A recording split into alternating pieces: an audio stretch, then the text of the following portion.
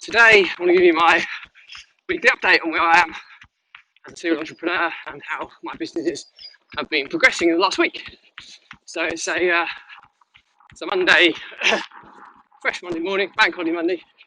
So it's nice to have a bit of a lie-in today, so I'm operating a bit later than I normally would.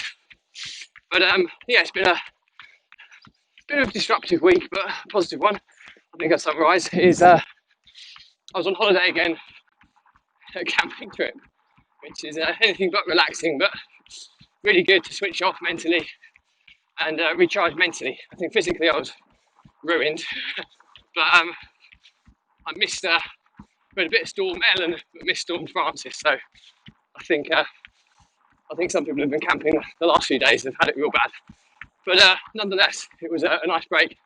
So I got back to work on Wednesday, so it's only half week, really. But it was a productive half week and things are moving along very nicely, certainly in one of the businesses. So where are we up to? So let's start from, I think I talked about the order of priority in a previous episode. So I'll try and stick to that priority. And so the number one focus for this next 12 weeks for us is the Property Empire Investments business, which is the deal sourcing business. So we've got some big goals of 2 sales a week. I think I told you we had 2 sales come in weekend of last weekend of last week, I should say, so about 9 days ago, which was 10 grand into the kitty. And this week we've had somebody buy 5 deals, which is really positive. So another 25 grand has hit, so it's really starting to take off now, which is really, really exciting.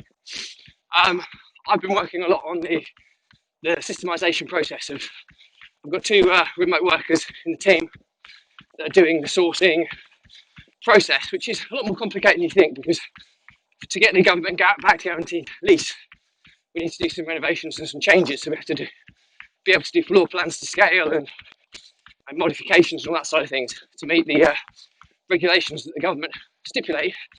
And so I've been working with the team on that, and that's been going really well. But the good news is the sourcing process, the sourcing deals is in MVP format now. Built it, got the guys doing, done all the videos, done all the flow charts, it's all systemized. And as a result, in the last week alone, we've had about 300 odd potential deals hit the pipeline. Now, when I say potential deals, they need to be checked by me and fine-tuned. At the moment, about 1 in 4 has met the criteria.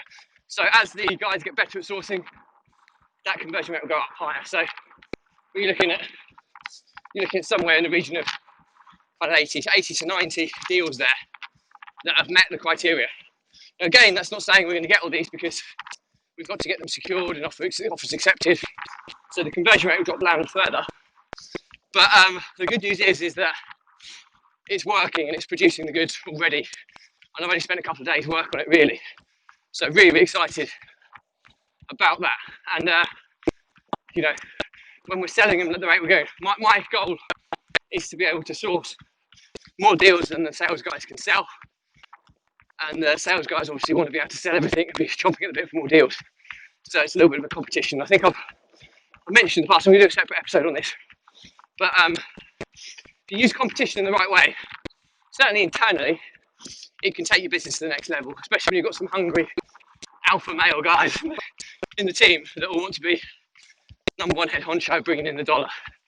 Well, my mindset is I'm the analytical, systemized guy at the back. I'd like to be the kind of organ grinder, if you like, and building the machine behind it. And whoever's the alpha male I'm with doesn't matter, because it's producing income for me in a passive way, which is great. And the guys that are out there get the buzz from closing the deals, so they win as well, and the earning potential is uncapped. So really, really exciting what we're doing there. And like I say, we've got 2 or 3 guys now that are competing with sales, and one's got 2 sales, the other one's got 5. That's Jack's got 2, and Challenge just brought in 5 in the last week. So they're still in a bit of a competition. And my other partner, Roy, he wants to get involved as well, and he's got a very, very strong background in sales as well. So he's going to be added to the mix in the next couple of weeks as well. So super exciting times for that business, which is really cool.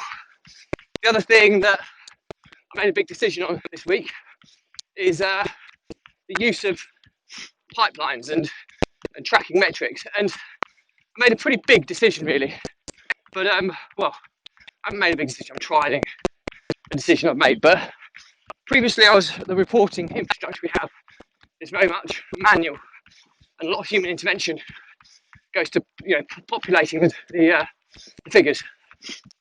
But we're very much embedded in the Asana world as our project management or operations hub of the business. And although we use Kartra for our email marketing and funnel building and that side of things, I don't like having my data sporadically all over the place. So what I've decided, I found a piece of software called Bridge24, and what it does is it pulls all the data from Asana.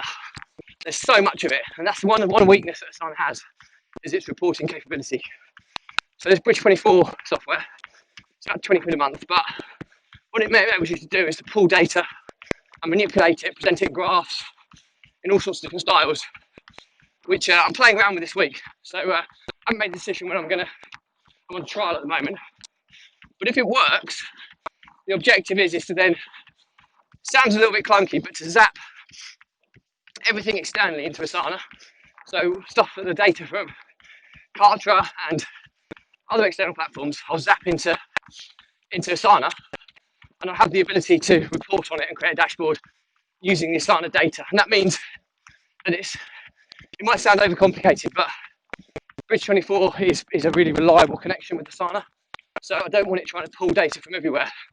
And although it can, there's more programming involved in that side of things, which I don't really want to kind of get involved in. So I'm trying to look for the path of least resistance. So I'm thinking that this quarter as well, I'll have a fully automated dashboard that will be set up using Bridge24 and bringing all the data into Asana. So list building, sales, all this type of things that we'll be pulling from Kartra, but I just want everything in one dashboard and make it completely usable. And I want it updated in real time rather than people having to update reports, which you always get the lag that I've experienced in the last quarter. So yeah, I'll keep you posted on that. But any of you who love data will probably be quite keen to just follow me on this kind of process. So business number 2 is the Property Empire Builder business, which is the coaching business where we need to bring another 12 clients in, it's one a week, coaching clients, and we want to bring in 20 clients on our new academy. Well, copywriting should be done in the next couple of weeks, so for our sales funnel. The funnel carcass has been built out, just need to drop the copy in, so that's exciting, and we'll see kind of how that transpires. So that's moving forwards, but there hasn't been a huge amount of attention. I'm going to build the organic lead gen funnels, which is pretty exciting. I'm just going past some here, so bear with me a sec. Morning. So yeah, so that's pretty exciting. I'm going to be building the organic lead gen funnels, but we already have a kind of a half set up organic lead gen funnel, and we're getting kind of 2 to 3, maybe 4 new people join our Facebook group every day, and we've been getting probably on average maybe 1 to 2 joining our email list every day from the organic funnels I've set up. Now that should exponentially grow once we get the copy and the proper sales funnel set up for the academy, which is super exciting. So that will be set up for this quarter, but not a huge amount more that's been done on that yet, because I've been focusing on my prioritisation, which is Property Empire Investments, which is number 1 priority. So I've still got some more work to do on that on Tuesday before I can start looking at Property Empire Builder towards the end of this week. Sorry. So that's where we are with that business. Business number 3 is my property business. A couple of developments there, I suppose. I've got a meeting on Wednesday with the new maintenance guy who will be replacing Roy out of the operational role in the field. I've got a lengthy meeting with Claire, and we'll start to migrate some of her role across to one of my new remote workers who's chomping at the bit to get set up with the property management stuff. We need to launch the inbound comms tenant communication platform, which we've got set up. It just needs to be communicated with the tenants. We'll be doing that this week as well, which is super exciting. So there's a few things been happening there. But my role on Wednesday, we'll be spending the whole day on putting together the systems and the reports for that business, so that the new people, one for the administrative side of things and one for the field-based side of things, have all the tools they need to be able to crack on and make sure that the disruption with the change of personnel is as minimal as possible. So that's what I'll be doing on Wednesday. But yeah, exciting times there with the property business. I've also had a conversation with another government-backed agency, a different one that we do with property empire investments, but one that we'll be looking to integrate in the future, for the opportunity to potentially take on some of my stock in the property management business, my property business, into again, government-backed guaranteed leases, because as passive, I can get it as passive as possible.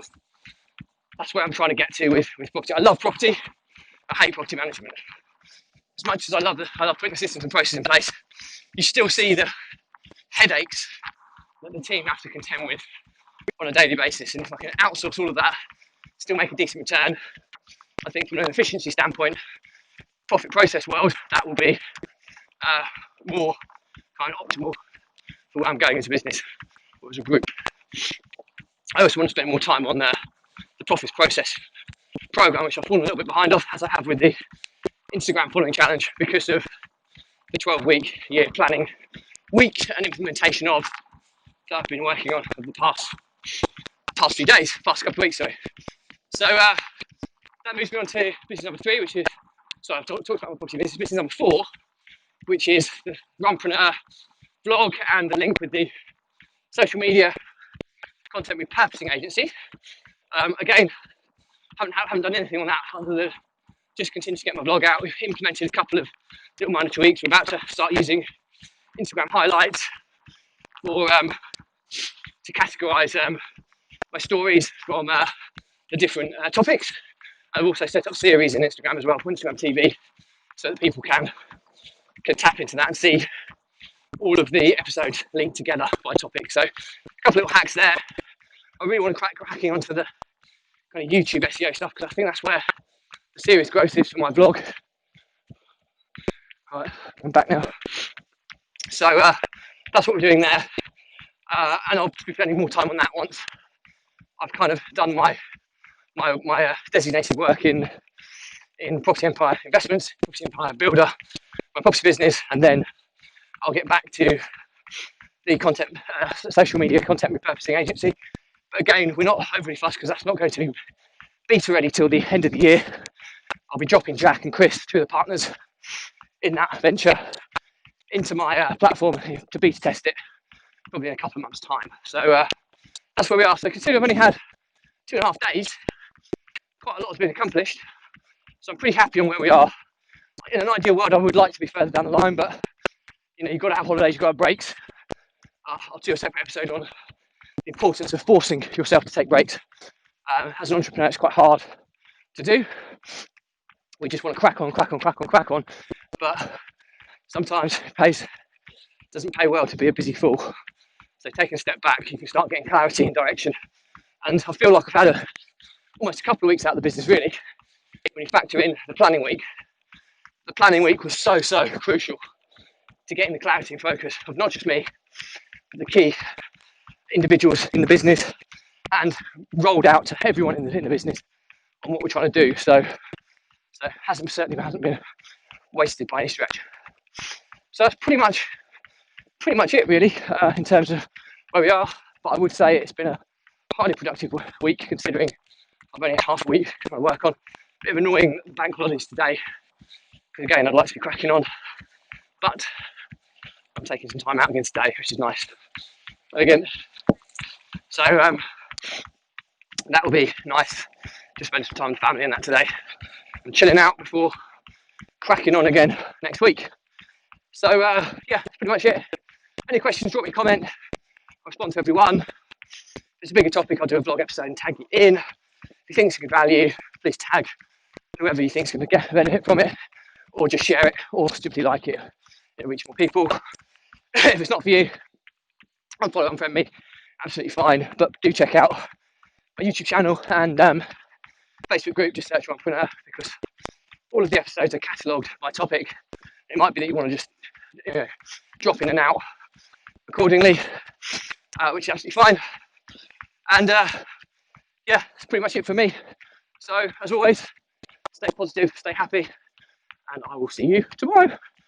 Bye.